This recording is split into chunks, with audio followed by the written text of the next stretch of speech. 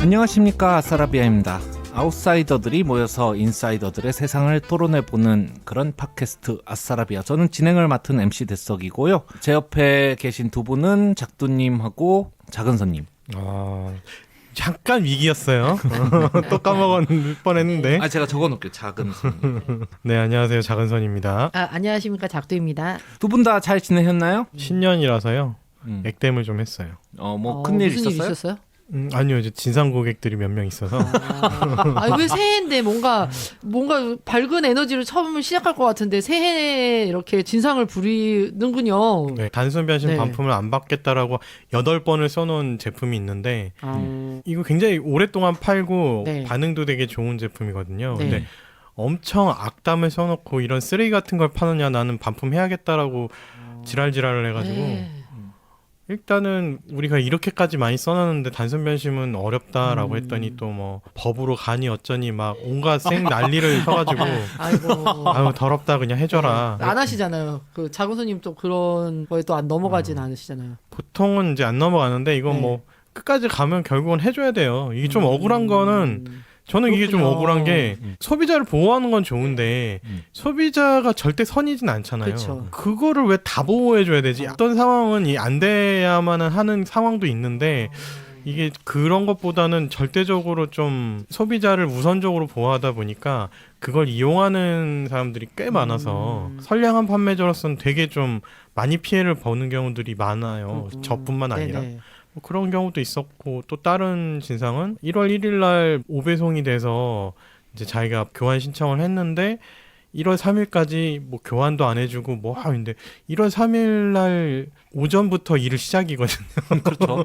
1월 1, 2, 4, 그렇죠. 1, 2는 네. 그냥 아무것도 안 해요. 어떤 회사도 못 하는데 막 난리를 치더라고요. 아니 도대체 답을 할 수 없는 시간에 해달라 그랬는데 이거를 뭐 이렇게 욕을 할 정도인가 막 당황스럽더라고요. 그래서 답변을 달았는데 뭔가 답변도 뭐 점 하나 찍었다고 막 점 하나 찍은 적이 없는데 뭐 점 하나 찍었다고 막 자기가 뭐 올리겠다 막 협박을 하고 뭘 올리겠다는지 어디에 올리겠다는 얘기도 없고 그냥 자기도 올릴 거라고 막 이 사람 왜 이러나 이런 뭐 그렇게 한 두 건을 정초부터 딱 첫날 아침부터 그걸 보고 나니까 하루 종일 기분이 들었고 그러겠어.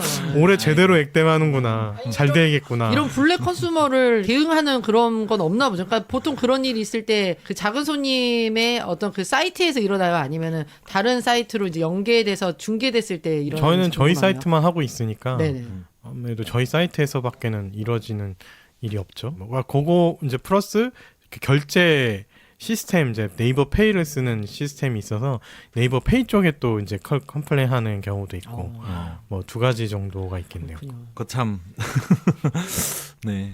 그래서 아무튼 뭐 모든 그 직원들이 하루 정도 좀 기분이 좀 많이 성질나 있었던 연초부터 그런, 그죠? 그게 액땜이에요 저희한테는. 액땜이 되면 좋은데 액에 이제 시발점이 되면 그것도 좀 문제가. 비율들이 있으니까 100명의 좋은 고객이 있으면 한 명의 나쁜 고객은 또 꼭 있기 마련이다 그런. 뭐 점에. 대충 한 3, 4천 명 중에 한두 명 될까 말까? 정도면은, 네. 그 정도. 저희는 굉장히 없는 편이에요.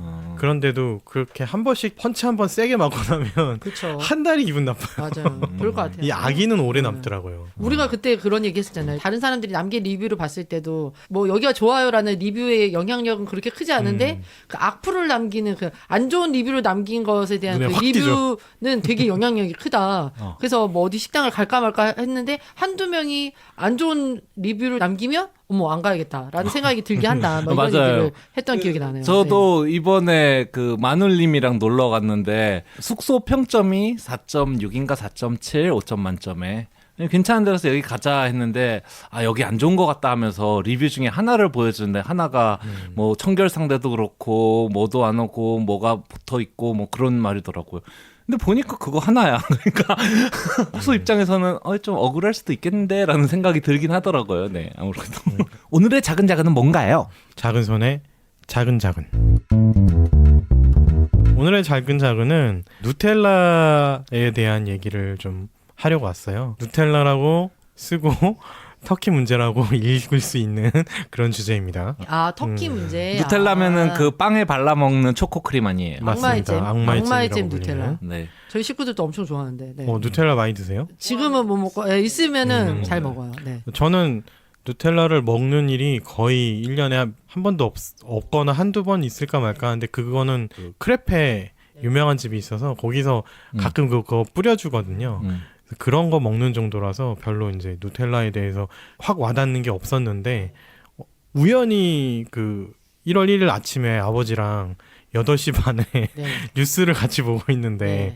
이 내용이 나와서 너무 재밌더라고요. 이런 재밌는 내용이 그래서 그거에 대해서 한번 조사를 해봤습니다. 네. 일단 그 누텔라의 주 원료가 뭔지는 아세요? 카카오 그러니까 아닐까? 그거 아니에요? 초콜릿의 재료 이런 거 아니에요? 저도 초콜릿이라고 네. 생각했었는데 헤이즐넛입니다. 헤이즐넛. 네. 헤이즐넛 향이 있어. 그러네. 맞아요. 그래서 이 누텔라의 가장 중요한 네. 원료 중에 하나가 헤이즐넛인데요. 근데 이 누텔라가 이제 앞으로 공급이 위기 상황이 될지도 모른다는 그런 뉴스였어요. 정말요? 네. 저는 사실 뭐 관심이 없어요. 누텔라 뭐 나오든 말든 이랬는데 근데 이 누텔라의 공급 대란이 이제 예상되는데 그 이유가 헤이즐넛 때문이고요.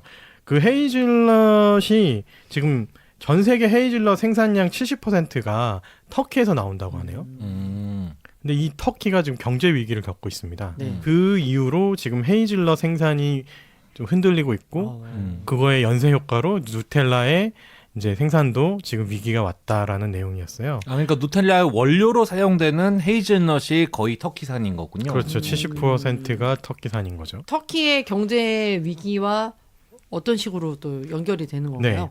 지금 최근 터키는 최근 4년 동안 매년 소비자 물가가 21%씩 매년 올랐대요. 와, 살인적인, 엄청나게 오르네. 네. 뭐 하이퍼까지는 아닌도 살인적인 인플레이션율이죠. 그렇죠, 그렇죠. 동시에 터키 화폐인 리라와의 가치는 21년 초반과 비교하면은 한때는 절반 이하까지 떨어졌고요. 화폐 가치가. 예, 네. 그러니까 돈 가치가 반토막이 난 거예요. 지금 내가 100만 원을 갖고 있었다고 했는데, 근데 갑자기 50만 원이 된 거죠, 내 돈이. 근데 현재도 지금 그거보다는 회복이 된 상태지만 현재도 약 그 고점과 비교했을 땐 44% 정도 하락한 상황이에요. 이러다 보니까 헤이즐넛 농사에 필요한 비료나 살충제는 다 수입을 하는데 그렇구나. 수입이구나. 일단 거기서부터 어떡해. 2배 정도의 가격을 그쵸. 지불하고 수입이 되는 상황인데 터키의 그 어쨌든 그 화폐 가치가 떨어졌으니까. 네. 네. 우리나라 IMF 때 생각하시면 돼요. 네, 그렇죠. 근데 그런 상황인데도 거기에 플러스해서 인플레이션이잖아요. 그러니까는 실제 물가는 농민들이 오르고. 지불해야 되는 돈은 2배, 3배, 4배 이렇게 올라가는 거죠. 네. 이런 상황이라 그래서 터키 정부가 올해 최저 임금을 50% 인상하기로 결정을 했답니다. 그러니까 농민들한테는 지금 그러니까 원료비가 상승했죠. 거기에 그렇죠. 인건비까지 상승한 이중고를 맞게 되는 거죠. 그래서 헤이즐넛 농가들은 농사를 짓는데 돈이 너무 많이 들고 팔아봤자 손에 쥐는 돈은 가치가 계속 떨어지니까 그렇죠. 의미가 없어져 버리는 거죠. 농사를 지을. 그래서 농사를 포기해버리는 상황이 지금 속출하고 있답니다. 그래서 월스트리트 저널은 세계가 헤이즐넛 공급 부족 사태의 초입이므로 누텔라의 팬이라면 당장 슈퍼에 가서 쟁여두기를 하는 걸 사야겠네. 추천한다 사러 라는 가야겠네. 기사를 올릴 정도였어요. 근데 이렇게 터키가 이렇게까지 경제가 그러니까요. 무너진 이유가 뭐예요? 갑자기 또 궁금해지더라고요. 뭐예요? 뭔가 정치인의 부패. 아니요? 부패라고 할 수 있을까요? 네. 비슷합니다. 이 사태를 만든 건 터키 대통령 에르도안의 비상식적 경제 정책 때문입니다. 그래서 코로나19로 천문학적인 돈을 전 세계가 풀었잖아요. 터키도 마찬가지입니다. 그런데 이제 돈이 너무 많이 풀리다 보니까 인플레이션 우려로 우리나라를 비롯해서 그러니까 미국이 제일 먼저 이제 시작을 했고 우리나라도 따라가는 추세인데 이제 금리를 인상해서 시중의 돈을 다시 수거하는 테이퍼링을 하고 있어요. 근데 터키는 이런 정책과는 정반대로 금리를 21년에만 4차례를 내렸습니다. 올려도 모자랄 판에 지금 금리를 더 내려줬어요. 네. 이 에르도안의 주장은 금리가 높으면 저축만 하고 소비를 안 해서 경제 성장이 더 손해라고 자기 주장을 하고 있습니다. 세계 모든 경제학자가 아니라고 하지만 에르도안만 맞다고 하고 있는 상황이고요. 심지어 에르도안 대통령은 중앙은행 총재와 재무장관이 금리 인하 정책을 반대하니까 경질해 버렸어요. 그리고 정책을 그냥 막무가내로 밀어붙였죠. 거기에다가 심지어 그 아까 경지랑 두 사람을 포함한 관련 부처 공무원 26명을 금융위반법 혐의를 씌워서 구속을 했다고 합니다. 에르도안이 유명한 그 터키의 독재자거든요. 그래서 사실상 독재자예요. 뭐 민주주의의 외피를 쓰고 있긴 한데 굉장한 탄압도 많이 하고 있는 뭐 그런 데서 이런 일들이 가능한 것 같아요. 그래서 터키는 당분간 이런 비정상적인 환율 정책을 바꿀 의지는 없는 것 같고요.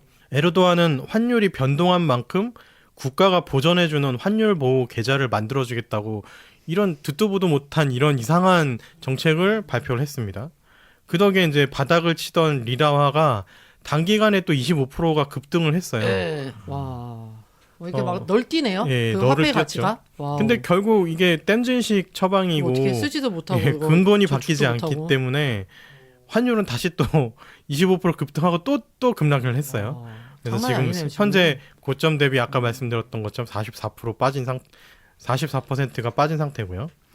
이 모든 거는 높은 환율을 유지해서 수출을 늘려야 경제가 성장하고 그걸 바탕으로 에르도안이 재집권을 할 수 있다라는 계산이 깔려 있었다고 합니다. 그러니까 뭔가 기업인들과의 모종의 음모가 뭐 있었을 것 같아요. 왜냐하면 금리를 계속 낮추는 것도 결국에는 큰 엄청난 돈을 이렇게 은행에서 대출받아서 사업에 투자하려고 하는 어떤 기업인들과의 이런 뭐 정경유착이 있지 않았나라는 또 추측을 네, 뭐 했거든요. 그런 부분들이 좀 있었을 가능성도 있겠죠. 근데 이미 어차피 여기는 18년 독재를 했기 때문에 다 재벌들이 내 아들이나 친척이나 그러니까 뭐 내 사위 이런 네. 와 우리도 그랬으니까 사실 그런 경우가 많이 사위 있을 뭐 거예요. 며느리 이런 상황을 보면 저희가 지난주에 얘기했던 돈룩업의 상황이 거의 그러니까. 터키에선 재현되고 있는 게 아닌가? 이런 생각이 좀 들긴 해요. 아니 근데 진짜 이게 일반 국민들은 어떻게 살아요? 그렇게 화폐 가치가 이렇게 널뛰면 와, 그러니까요. 아니 쭉 떨어져도 문제일 텐데 또 어느 날은 또 갑자기 막 또 올라버려. 이러면은 진짜 이게 이거 어떻게 환율은 해야 돼 이거? 꾸준한 게 가장 좋다고 하는데 이렇게까지 널뛸 정도로 경제 정책을 못하는 경우는 사실 그래도 넣기가 나름 그쪽에서는 네. 경제가 꽤 규모가 있는 나라거든요. 그런 나라가 이 정도로 정책을 엉망진창으로 해서 환율이 이 정도로 된다라는 건 사실 좀 독재가 아니고서는 힘든 그런 내용이죠. 시위를 할 수도 없고. 시위를 하면 이제 다 깜빵간. 예전에 약간 전두환이나 뭐 박정희 시대의 느낌으로 탄압을 받는다고 해요. 그래서 망명도 많이 하고 언론인들이 그 심지어 살해당하는 경우도 작년인가 아마 조금 외신에 보도가 되는 경우도 있었습니다. 어쨌든 뭐 터키 독재자 하나가 전 세계 해지진로 공급에 파장을 미치기도 한다는 그러니까. 이 아이씨. 사실이 우리 집에 누텔라를 못 사 먹는 게 터키의 독재자를. 그러니까 이게 지구촌이라는 말이 조금 더 와닿는 그런 맞아요. 계기가 되어서 재밌기도 하고 섬뜩하기도 해서 이 내용을 한번 가져와 봤습니다. 어떻게 좀 재미있으셨나요? 네, 재밌었어요. 내가 그 터키에 그 사람 때문에 내가 누텔라를 못 먹을 수도 있다니. 아니, 근데 고급 정보 같아요. 네, 누텔라 맞아요. 좋아하는 빨리 저로서는 좀 사놔야 되지 않나 진짜. 진짜 지난주에 그 돈 룩업 얘기했던 게 되게 많이 생각이 나네요. 물론 그 돈 룩업에서는 그렇게 많은 이제 막 글로벌 연쇄 체인을 다루진 않았지만 또 종종 이제 한국 이야기들이 이제 나오면서 네. 약간 그런 것들을 이제 시사하는 정도만 하긴 했잖아요. 근데 진짜 한 나라에서 어떻게 잘못된 일들이 지금 내 집안에 가정의 식탁 위에서까지 어떤 나비 효과로서 파장을 연결되고 일으킨다는 있는. 게 그렇죠. 요소수 사태만 해도 얼마 그렇죠. 전인데. 그렇죠. 네, 네. 지구가 연결돼 있다라는 걸 다시 한번 또 느끼네요. 연결된 거에 또 많이 의존을 해야 되는 상태가 그렇죠. 네, 됐네요. 그렇죠. 맞아요. 지금까지 자근자근이었습니다. 오늘 저희는 사적 제재, 사적 복수에 대한 얘기를 좀 나눠보려고 하는데요. 작두님, 네. 여기에 대해서는 조두순 사건이 요 소재에 대한 발화점이 됐다고? 아, 네네. 네. 지난 해였죠. 자, 2021년 12월 20일에 그 조두순의 집에 한 20대가 이제 찾아가서 그 조두순을 조두순 집에 있는 흉기로 이제 조두순을 때린 이 사건이 있었죠. 그래서 이제 그 20대가 특수상해로 지금 구속됐습니다. 그래서 이제 이 사건이 있었는데 이 사건을 이제 접한 많은 이 네티즌들이 굉장히 이제 이분을 응원을 했죠. 그러면서 이제 후원 계좌가 따로 있느냐 보내주겠다. 이러면서 이제 정의를 구현하는 이 시대의 영웅. 이렇게 이제 많은 이제 댓글들이 이제 올라왔던 이제 기억이 있어서 한번 잘 이야기를 때렸다. 뭐 그 속이 다 시원하네. 좀 그렇죠, 그런 그렇죠, 식으로. 그렇죠. 예. 아이고. 진정한 이 시대의 영웅이다. 그래서 왜냐하면 이제 조두순이 이제 출소될 즈음부터 사실 이제 출소되기 한 1년 전부터 굉장히 많은 이야기들이 이제 인터넷에 돌았었잖아요. 그래서 조두순이 이제 그 형량도 너무 적게 받았고 12년을 받았나요? 12년? 12년 받아서 12년 다 살았나? 네, 다 살고 다 살았네요. 나왔어요. 네. 독방이나 거기서 뭐 체력을 키우는 일도 벌이고 있다. 이러면서 이제 사람들이 이 사람이 형벌도 너무 적게 받고 이런 거에 대한 어떤 분노심이 있어서 조두순 출소할 때 모두가 가서 막 복수를 하자. 막 이런 이야기들이 이제 있었잖아요. 그리고 네. 실제로 이제 조두순이 이제 출소를 했을 때도 출소 이후에 이제 이동하는 차량을 이제 파손하는 일도 있었고, 그리고 굉장히 많은 이제 유튜버들과 이제 시민들이 조두순 그 집 쪽에 이제 집 몰려가가지고 앞에 몰려갔죠. 네, 그 방송을 했죠. 네. 사실 저도 생방송을 봤습니다. 궁금해서. 뭐 경찰차 위에 올라가서 방방 뛴다든가. 방방 뛰고 그리고 이제 조두순 실제로 나오진 않는데 그 빌라 앞에서 정말 막 완전히 그냥 사람들이 꽉꽉 차가지고 조두순을 비난하고 이제 나오면은 뭐 어떻게라도 하겠다. 그래서 뭐 경찰과 이제 대치하는 상황들이 이제 벌어졌었고 그게 이제 많은 유튜버들에 의해서 실시간 생중계가 됐었. 그 사건이 있어서 지난번에 이제 마침 저희가 이제 지옥 얘기를 했을 때 이제 막판에 좀 어떤 사적 복수나 사적 제재에 대한 이야기도 같이 나눴으면 좋았을 텐데라는 이야기를 했었잖아요. 그래서 네. 마침 그 조두순 사건과 이런 것들이 그 지옥에 있는 모습들과도 굉장히 겹치면서 그 사적 제재를 이야기할 수 있는 좋은 그 소재가 소재 되지 중에. 않나 하는 생각이 들어서 들고 와봤습니다. 뭐랄까 지옥 얘기가 잠깐 나오긴 했지만 주인공이 어떤 법적인 체계나 그런 거에 의해서가 아니라 사적으로 자기가 당한 거를 복수를 한다 이런 거는 어떤 우리 대중문화 속에서는 상당히 그렇죠. 흔한 굉장히 많죠. 소재라고도 할 수가 있죠. 올드보이와 친절한 금자씨로 대표되는 박찬욱 감독의 복수 시리즈도 있고 그렇죠.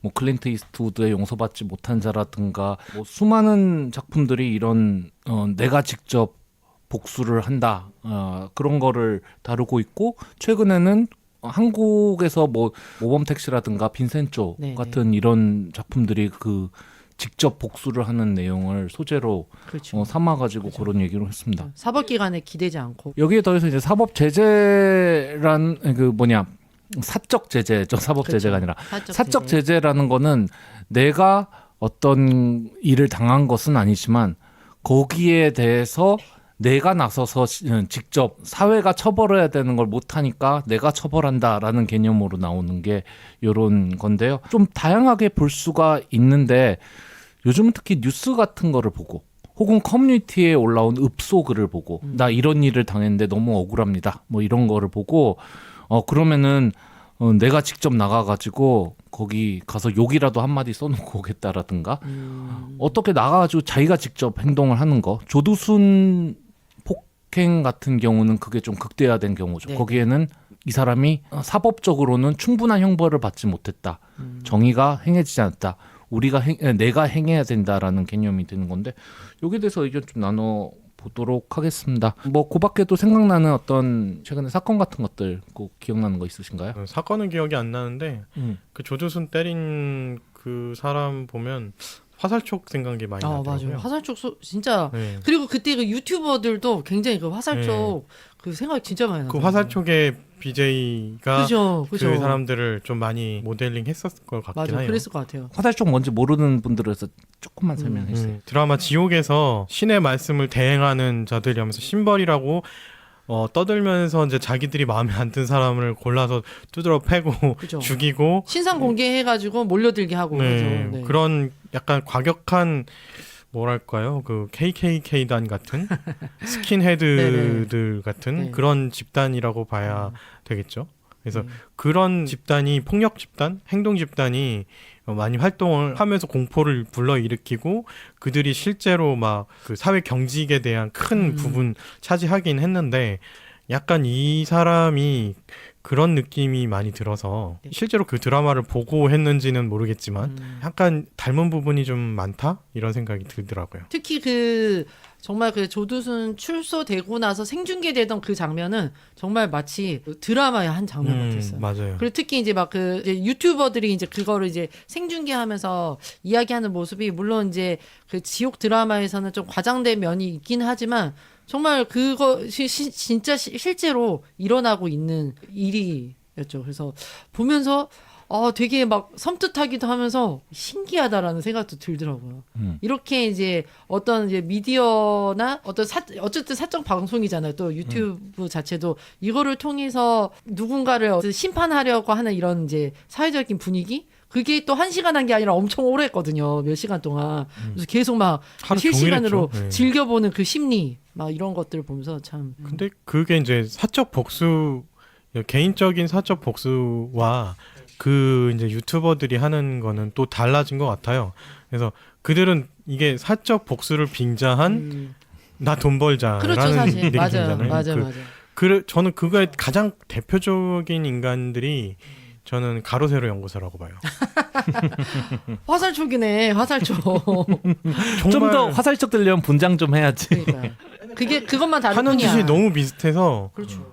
오히려 더 사회에 더 많은 해악을 끼치는 건 가로세로 연구소 같긴 해요. 그 사람들이 무슨 폭로랍시고 이 사람 되게 잘못해서 폭로랍시고 하는 것 중에 제대로 사실로 밝혀진 게 몇 개 없고 실제로 그냥 다 가짜뉴스와 온갖 선동 날조를 해서 한 사람의 인생을 망가뜨려 놓고는 자기들은 그 책임도 거의 안 지거든요. 그렇죠. 해봐야 뭐 약식 기소에 뭐 벌금 몇백만 원 정도 그 정도만 받고 자기들은 그걸로 인해서 수억을 벌어들인 상황. 그렇죠. 슈퍼챗으로 네. 버니까 뭐 몇백만 원쯤이야 뭐. 그러니까요. 네. 심지어 자기들이 잘못을 해서 조사를 받으러 가야 되는데 조사도 안 받겠다고 계속 거부하다가 이제 그 기한이 있습니다. 안 가면 강제 구인을 해서 그 경찰서에 데리고 와서 조사를 해야 되는 그게 법이에요. 그러니까 거기서는 심지어 강용석은 그 법을 잘 알고 있는 변호사고요.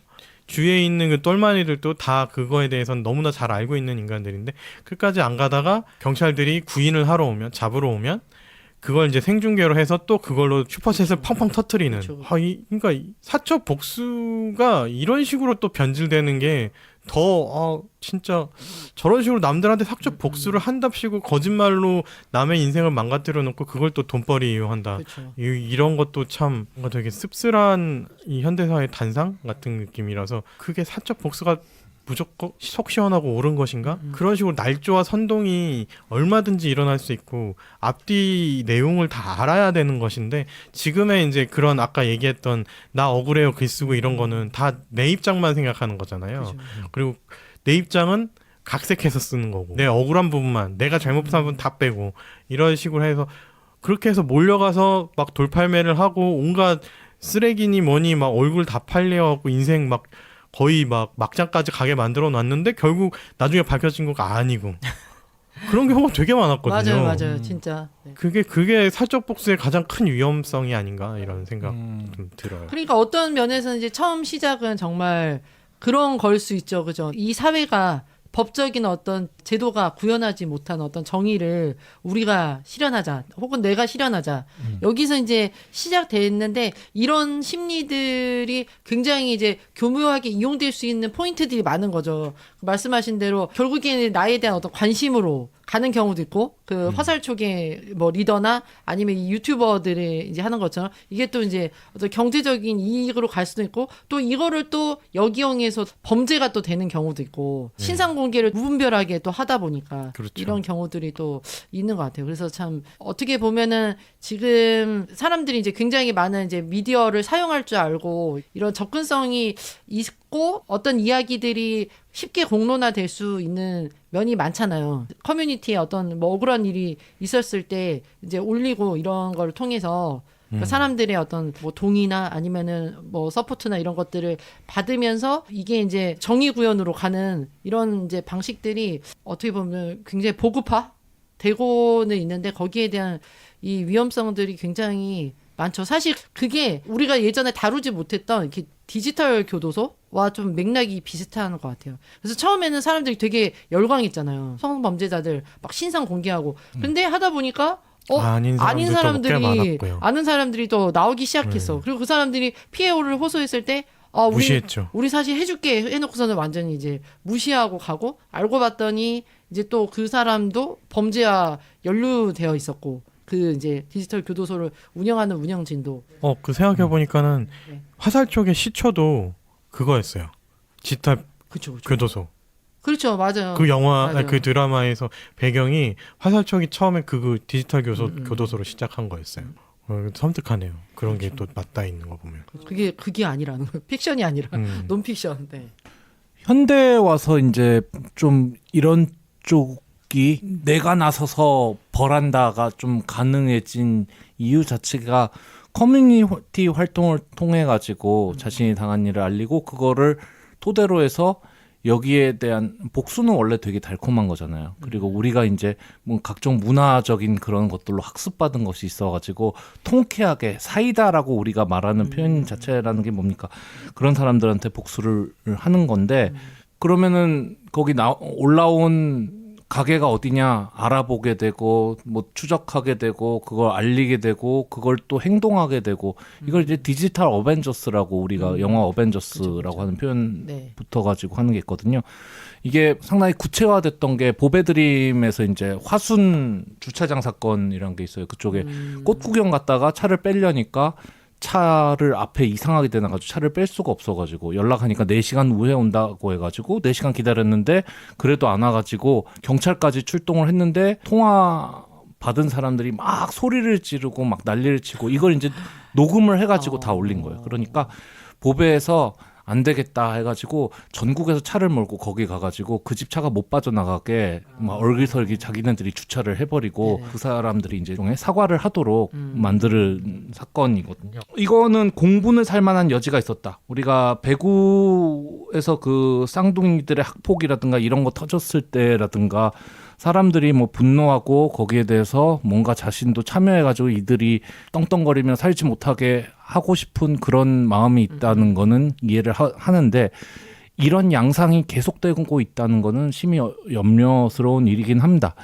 이를테면은 판이라는 데가 있거든요. 네이트에는. 네. 네, 뭐 네이트 누가 쓴다고 했지만 생각해보니까 판 쓰는 사람들이 쓰긴 쓰더라고요. 네이트판은 그게 화제되는 글들을 많이 올리는 좀 자극적인 커뮤니티였죠. 네, 판춘문예란 말도 있잖아요. 네. 신춘문예. 맞아요.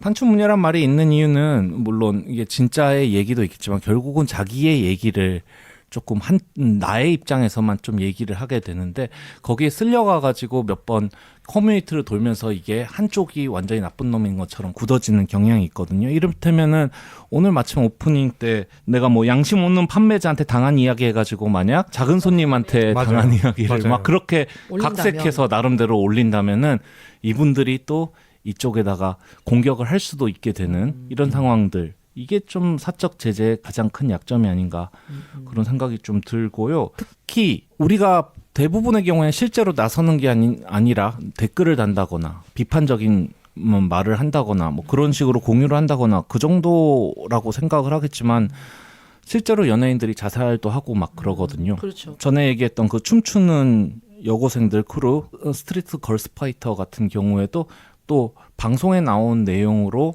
또 한 크루가 굉장히 비난을 받으면서 결국 SNS 계정을 닫는 일이 있었는데 좀 수도 없이 많죠, 이런 경우가. 그거는 사람들이 이게 네가 디지털 어벤져스가 맞냐, 이거 리벤지 아니냐, 마치 이거는 사적인 내용으로 개개인들이 정당성을 판단해야 될 일인데 방송에서 보도된 내용만 보고 혹은 온라인에 올라온 한쪽의 얘기만 듣고서 네가 섣불리 판단해가지고 그렇게 공격하는 건 아니냐라는 비판의 지점이 충분히 있을 수 있다고 봅니다. 지금 얘기들이 전부 다 이제 어떤 온라인 커뮤니티에서 뭐 몰려 들어가서 신상을 털고 괴롭히고 그 사람들한테 응징을 가하는 그런 내용들 이제 지금 계속 나오잖아요. 근데 그 사적인 뭐 제재, 사적인 복수, 사적인 응징이 꼭 그렇게 대중적인 지지와 뭐 응원을 등에 업고 하는 게 아닐 수도 있잖아요.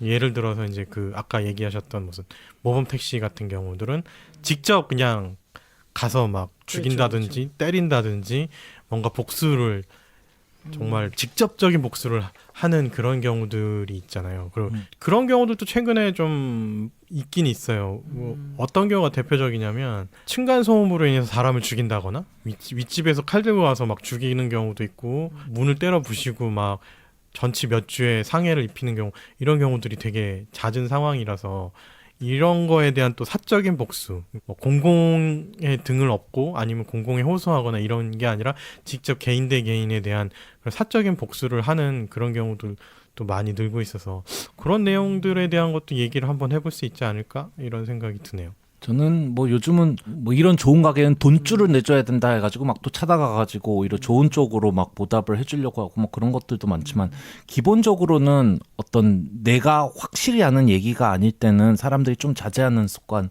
가졌으면 좋겠습니다.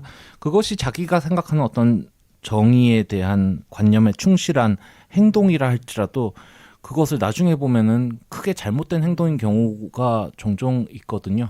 그러니까 이제 아까 전에 그 말씀하신 것처럼 그 작은 손님이 말씀하신 이런 사적인 어떤 복수는 어떤 감정에 이끌려서 내가 당한 거를 내가 너한테 고스란히 내가 갚아주겠어.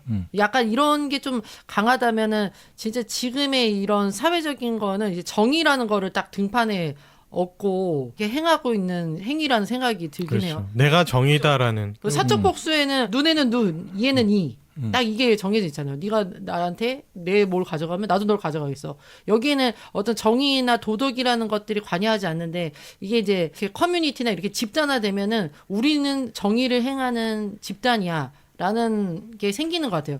근데 이제 어떤 면에서 물론 이것도 커뮤니티 결국 얘기긴 하지만 그 디지털 교도소와 배드파더스 얘기가 많이 나오더라고요. 그래서 배드파더스는 이제 양육비를 지급하지 않은 나쁜 그렇죠. 아버지들. 나쁜 아버지들의 신상을 공개를 네. 하는 거고 어쨌든 디지털 교도소는 성범죄 자들의 신상을 공개를 해서 찾아가서 망신 주자 아니면 공격하자 이거잖아요. 그러니까 두 개가 어떻게 보면은 신상 공개는 똑같은데 이제 배드파더스는 차단을 당하지 않았고 여기 그 디지털 교도소는 방송 심의가 뭐 이렇게 통신 거기에 의해서 이제 이 사이트가 완전 차단을 이제 당한 경우인데 이 배드파더스는 결국 그 공익성이 있다라는 판단을 받았다고 하더라고요. 결정을 받아서 차단은 하지 않는다.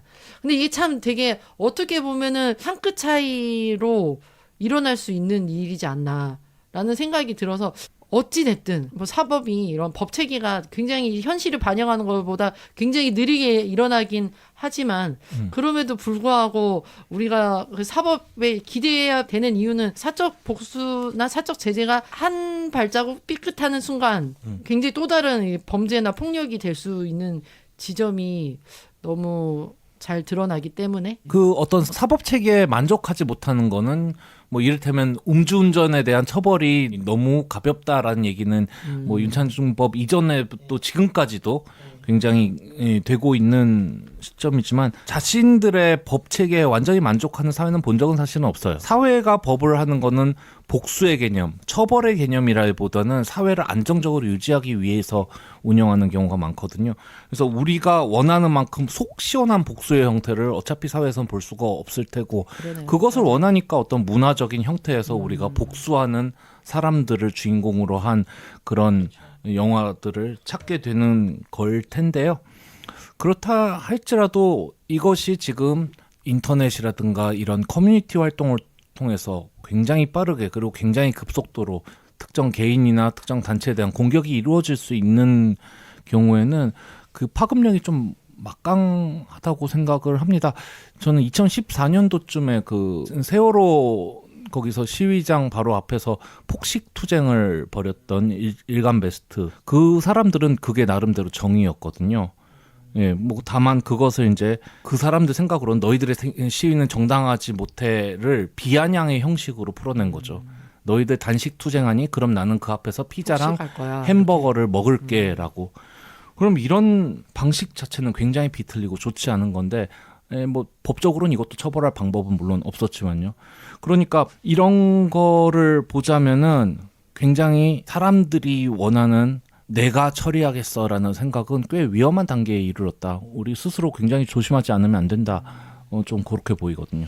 이게 어떻게 보면은 참 인터넷과 커뮤니티와 미디어의 선한 영향력일 수도 있는데, 네. 그러니까 좀 그 부분이 조금 도대체 거기서 이제 이 경계를 딱 넘어가는 지점이 무엇인가라는 생각이 들더라고요. 뭐 어디선가는 계속 뭔가 이루어지고 있지 않을까 싶기는 하고요. 그것이 악플의 방식이든 실제로 가가지고 장난 전화를 거는 방식이건 뭐 실제로 행동에 나서는 사람들이 그렇게까지는 많지 않다고 해도 또 실제로 사람들의 행동에 나서게까지 하는 행동은 정말로 공분을 살 만한 안 좋은 행동의 가능성이 높다고 해도 그래도 그것이 잘못되거나 또 어떤 잘못된 지도, 고의적인 어떤 그런 것에 의해서 뒤틀릴 가능성은 얼마든지 있는 거니까. 근데 저는 이제 이게 좀 사적 복수의 대상이 잘못된 것이 아닌가라는 생각도 좀 들어요. 네. 사실 조두순의 문제는 조두순이 잘못한 거기도 한데 조두순이 뭐 많이 못 받았다. 예상보다 사실은 네네. 20년 이상 받아야 되는 범죄인데 그걸 훨씬 적게 해서 만기 출소가 됐는데 그럼 왜 적게 받았는지를 사람들은 모르잖아요. 조금만 공부해보면 아는 것인데 그러면 그 사람이 적게 형량을 받고 그게 결정이 된 이유는 그 검사 때문이거든요. 그거를 실수로 구형도 잘못했고 그리고 잘못한 걸 알아놓고는 구형도 안 바꿨고요. 그리고 또 상고를 했어야 돼요. 보통은 원하는 대로 안 나오면 상고도 바로 하고 해야 되는데 상고조차도 기한을 뭐 실수였다 그랬는지 그 일부러인지는 뭐 일부러까지는 아니겠죠. 근데 실수라도 굉장히 잘못한 건데 그걸 놓쳤어요. 근데 어떻게 그때 한참 엄청난 이슈가 된 사건인데 그때만 그럴 이슈가 수가 있죠? 되고 사실상 정작? 법정으로 가면 아. 이슈가 안 되는 거죠. 잊혀진 사건이 되기 때문에 재판을 받았다는 건 되게 단신으로 나오는 상황이라 아무도 신경 안 쓰잖아요. 처음에 잡혀서 수사를 받고 경찰 수사를 받고 구속되는 그 순간까지만 대중의 관심이 지속되는 거지 재판을 받고 얘가 뭐 몇 년 그거 한 2, 3년 지나거든요. 그러면 사람들은 감옥 갔대. 뭐 그 되게 그 뉴스에서도 제일 끝에 나오는 단신 정도로 처리가 돼 있다 보니까 관심도 없어요. 이미 응징은 이루어졌다라고 생각하니까. 근데 그 프로세스에서 그 검사 그 사람이 굉장히 큰 잘못을 했는데도 그 사람은 거기에 대해서 어떤 책임을 지지도 않았고 그 다음에 계속 승진을 계속해서 잘 올라갔어요. 정말 진짜 조두순을 때린 사람이 정말 분노해야 될 상황은 조두순한테도 있지만 왜 이 사람을 제대로 처벌하게 만들지 못했느냐에는 그 검사에 대한 분노도 있어야 될 것 같은데 그런 얘기는 쏙 빠지고 그러니까 그 분노의 대상이 정확하게 어디로 가야 되는지도 모르는 상황에서 표류만 하고 있는 상황. 그러니까 막 뭔가 사람들이 더 자극적이고 오히려 더 쉬운 상대, 방식의 더 약자 상대적으로 내가 강하게 뭐 사적인 응징이라든지 뭔가 제재를 할 수 있는 상황이라면 내가 때렸을 때 저 사람이 나한테 소송을 걸고 나를 괴롭히지 않을 만한 사람을 찾는 건 아닌가? 대중이 그냥 기막히게 그렇게 찾아가는 게 아닌가? 오히려 그 사람들조차도 힘 있는 사람들의 눈치를 보고 더 힘 약한 사람들을 때리는 걸 좋아하는 건 아닌가? 뭐 그런 게 좀 강하게 많이 느껴져서 진짜 분노해야 할 대상. 그래서 막 우리 집 윗집 빌런이 있어요. 막 너무 하루 종일 쿵쿵거려서 미칠 것 같아요. 혼내주세요. 막 가갖고 그 사람을 막 하는데 정작 화를 내야 될 대상은 그 집을 그따위로 지은 건설사란 말이잖아요. 근데 그 건설사에 대한 비판을 하는 사람은 또 한 명도 없어요. 맞아요. 근데 그 말씀하신 것처럼 이제 그런 사적 제재가 되게 놀이화되는 딱 순간에 그런 갑을 정치가 결국에는 거기도 개입이 되는 것 같아요. 그래서 뭐 다른 방식의 또 이 약자를 향한 공격이 되긴 하는데 그 말씀하신 것 중에 이제 그 검사만의 잘못은 아니었을 것 같고 특히 이제 한국의 경우에는 뭐 특히 성범죄 굉장히 구형이나 이런 것들이 굉장히 낮다, 형량이 낮다라는 이야기가 많잖아요. 지금까지는 많이 낮았는데 이제 최근은 굉장히 세지는 추세로 확 바뀌었죠.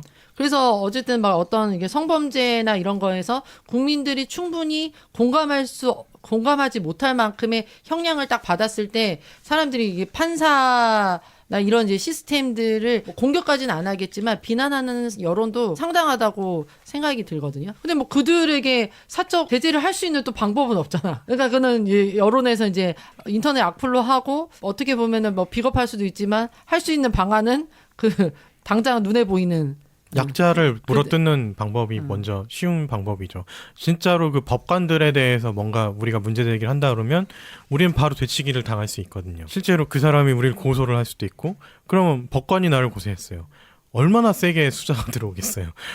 괘씸죄까지 플러스가 돼서 있는지 없는지를 다 털린 다음에 나는 뭐 나락으로 떨어질 수 있다는 걸 사람들이 기본적으로 체득을 하고 있는 상황인 거죠. 그러니까 이제 이 사법 기관에 대한 불신들이 기본적으로 많이 이제 깔려 있는 것 같아요. 왜냐하면 아까 전에 이제 성범죄 관련해서 형량이 높다라고 했지만 최근에도 제가 어떤 이제 근친 관련된 이제 아버지가 이제 그 딸을 성폭행해서 근데 나온 게 겨우 10년 이하였어요. 근데 아버지가 그때 40대야. 그러면 50대에 또 만나잖아. 얘는 또 20대인데. 그러니까는 사람들이 도저히 이해할 수 없는 이런 형량들, 물론 엄벌주의로 가자는 건 아니지만 어쨌든 사법기관의 어떤 결정들에 공감할 수 없는 그게 있는 것 같고 또 어떤 부분에서는 뭐 지금 정치판에서도 일어나는 일들을 보면서 과연 이 사법기관은 공정한가라는 또 의문들을 갖잖아요. 뭐 검찰과 판사들은 또 과연 공정한가? 그들만의 공정함에 머무르지 않는가라는 그런 불신들이 또 있기 때문에 이런 사적 제재가 유행을 하는데 그 와중에 이제 말씀하신 것처럼 이제 자신의 어떤 사적 이익이나 아니면 범죄의 어떤 통로로서 이용하기 위해서 또 이게 또 변질되는 딱 이런 순간들이 나타나는 것 같다는 생각이 드네요. 그게 뭐 말씀하신 대로 그 성폭행 당한 딸이 아직 20대일 때 자신을 청복했던 사람을 다시 이제 만나게 된다거나 우리의 사법 체계에서 아직 미숙하거나 현실에 맞지 않는다거나 혹은 형량이 적절치 못하다거나 이거는 우리가 수정을 해나가야 되겠지만 그렇다고 해서 엄청나게 강한 형벌을 지닌 나라라고 해서 거기에 다 만족을 할까? 저는 그럴 거라고 생각을 하진 않고요. 이건 기본적으로 사람들이 가지고 있는 화난다, 내가 거기에 대해서 나라도 뭔가 해야지라는 감정을 가진 그런 거고요. 사실 지난번 녹음 때 제가 새해 가뿐하게 차단을 당했다고 얘기를 네네. 했었는데 네. 사실은 그 노재승 씨라고 국힘 쪽에 예전에 비니자라고 해가지고 그 오세훈 시장 지지연설 때 인기를 얻었다가 그 다음에 윤석열 선대위원장 쪽으로 이제 거기로 들어갔었거든요. 갔었다가 예전에 뭐 김구는 국밥 때문에 사람을 죽였다거나 뭐 자퇴한 사람들은 자기에 대한 그 자존감이 없는 사람이니까 그런 거 뭐 내세우지 않았으면 좋겠다든가 뭐 이런 식으로 얘기를 했었는데 사실 그때 좀 제가 전에는 그런 적이 한 번도 없었는데 개인적으로 울컥하는 걸 느꼈어요. 제가 자퇴한 학생하고 좀 굉장히 밀접한 관계가 있거든요. 그러니까 이거를 개인적으로 좀 받아들이게 되더라고요. 굉장히 화가 나가지고 이게 말이 되느냐 하고 본인한테 따졌더니 화내실 필요 없다고 그러라고 쓴 글이 아니라고 얘기를 하더라고요. 그래서 나도 그 뒤로 신경을 살짝 긁는 말을 하면서 혹시 화나셨으면은 화나시지 않으셔도 된다고 그러라고 쓴 글이 아니니까 이렇게 좀 약을 올렸더니 잘렸는데요. 되게 멘탈이 그놈은 약하네요. 금방 자르네. 네, 뭐 그렇긴 한데 저도 어떻게 보면은 사적 복수를 소심하게나마 한 셈이 되긴 하는데요. 어떻게 보면 나한테 직접적으로 한 말은 아니지만 내가 정말로 그렇게 화가 날 수 있거나 정말로 분노할 수 있다는 걸 그때 좀 깨닫기는 했습니다. 그래서 이런 거에 나서는 사람들의 심정을 어느 정도는 이해를 하기는 하는데요. 그리고 사법이 모든 걸 해결할 수 없다는 점은 그건 뭐 당연한 거긴 한데요. 그렇다고 해도 우리가 하는 행동 모든 그 하나하나는 그 정도가 심해졌을 때 결과로 되는 것이 반드시 우리가 원하는 결과 혹은 우리가 정당하다고 여길 수 있는 결과가 아니라는 건 또 참 그 사건이 생각나네요. 그 주식 사기 그 이희진인가 주식 사기를 했는데 그렇죠. 부모가 해서 죽은 사건이요. 굉장히 이게 뭐 돈 없어서 이제 뭐 추징금 뭐 벌금도 못 내고 근데 이제 겨우 몇 년 살고서는 나왔는데 이제 부모님들이 이제 사적 복수의 대상이 돼서 살해를 당했죠. 그때 그것도 생각나고 그 뭐죠? 지금 뭐 사적 복수가 일어나진 않았지만 웰컴 투 비디오 아동성 착취물을 제작해가지고 했는데 겨우 1년 2개월인가 살고 이제 나왔는데 몇십억을 번 거죠. 외국에 이제 서버 두면서 결국 이런 것들을 계속 이제 연속으로 보다 보면 진짜 나도 그런 생각이 들 것 같아요. 와 진짜 법으로 해주지 않는데 어떻게? 그 커뮤니티라도 올려서 해야지. 뭐 이런 생각이 들 것 같아요. 갑자기 앞에서는 계속 부작용 얘기하다가 뒤에 갑자기 그럴 수 급공감.